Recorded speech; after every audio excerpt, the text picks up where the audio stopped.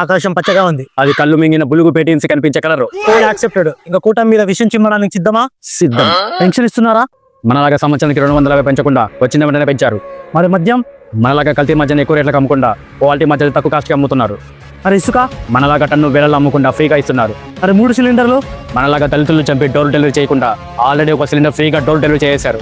మరి అన్నా క్యాంటీన్? మనం కూల్ చేసిన వాటిని మళ్ళీ నిర్మించి అన్నార్థులు ఆకలి తీరుస్తున్నారు. మరి పోలవరం? మనలాగా 1% తొందర ఎందుకని అనకుండా పనులు తొందరగానే ప్రారంభించారు. మరి రాజధాని?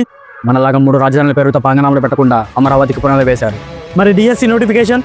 మనలాగా సంవత్సరానికి ఒకటి ఇస్తానని చేతులు ఎత్తేయకుండా చెప్పిన డేట్కి ఇచ్చేశారు. మరి పెట్టుబడులు? మనలాగా ఫాస్ట్ ఫుడ్ బండ్లు చేపల కొట్లు కాకుండా పెద్ద పెద్ద కంపెనీలు తెచ్చారు. మరి లాండ్ ఆర్డర్? మనలాగా బూతులు మాట్లాడిన వాడికి పదవులు ఇవ్వకుండా తప్పు చేసిన తమ పార్టీ వాడిన బొక్కలతో వస్తున్నారు. మరి అమ్మఒడి? మనలాగా ఇంట్లో ఒకరికి 13,500 కాకుండా పిల్లలందరికీ 15,000 జూన్ 15 ఇస్తున్నారు. మరి మహిళలకు ఉచిత బస్సు? స్వాతంత్ర దినోత్సవం రోజున ఆ పథకానికి స్వాతంత్రం కల్పించనున్నారు. పని, పథకం, పాలన మూడిట్లో ముందుంది కూటమి. ఇంకా మనం ఏం చేయాలి?